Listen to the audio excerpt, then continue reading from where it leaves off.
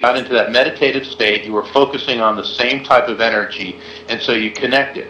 It's like, I've conducted email readings. That's not something I really like doing, but I had a woman contact me from Australia. She instant messaged me and was grieving very heavily, and her uncle or her husband's uncle just died. And I said, and all of a sudden I could see him. And so I said, did he look like this? And did this?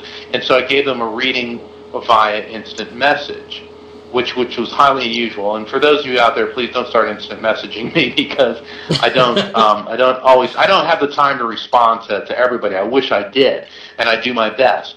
But it's the same type of thing, Steve. You did the same thing I was doing. Your energy interconnected with hers, which is why you shared a lot of the same sensations and imagery.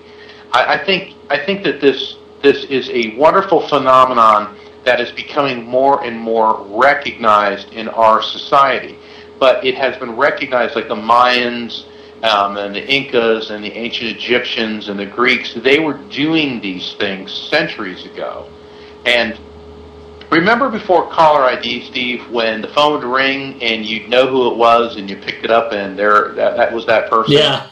Yeah. Yeah. So technology is a double-edged sword, because what it has done is it's made life easier in a lot of ways. We have the zap action, instant information, and we can connect with everybody in text and all this sort of thing.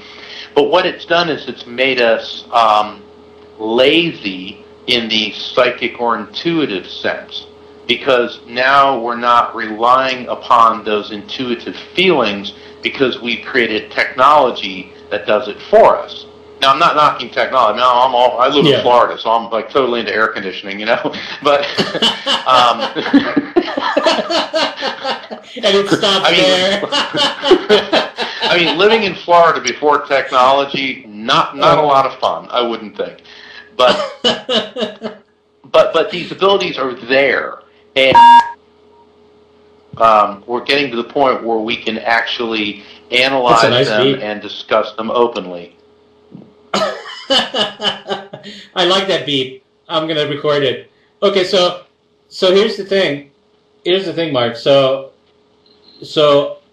I love everything you said, and here's my part of it. So I agree with you. I don't even think that we need cell phones to talk to each other.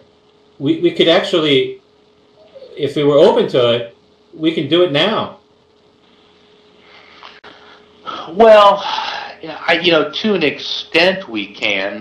There is a phenomenon or an ability known as remote viewing. And I actually had somebody call me about this the other day. This woman was all freaked out because she says, I keep seeing what's going on in someone else's house. I go, what do you mean? You're spying on them? She goes, no. She goes, I'm trying to sleep and I see it in my head and all this. I go, oh, that's remote viewing. She goes, what's that? And what remote viewing is, it is the ability to take your consciousness and send it somewhere else to observe what's happening in real time. And people say, yeah, right. Well, you can say, yeah, right, all you want about it, except for the fact that the CIA, the KGB, and British MI6 have been utilizing remote viewers for decades. For a long time. And, oh, yeah. And so you can actually take your consciousness and focus it anywhere on the globe. This is a very, very sophisticated psychic ability. Now, I keep talking about psychics versus mediums. Every medium is a psychic, but not every psychic possesses mediumistic ability. And I'm not knocking psychics, not for a second. Because I know people that are psychics that can do remote viewing and can do these things and can foretell the future, and they'll tell you about your love life and your finances and all that. I can do these things, but that's not my forte. My forte is spirit communication, and that's why I'm here, and that's why I do what I do. But I certainly enjoy learning about these things. But remote viewing would, if you were really proficient at it, take the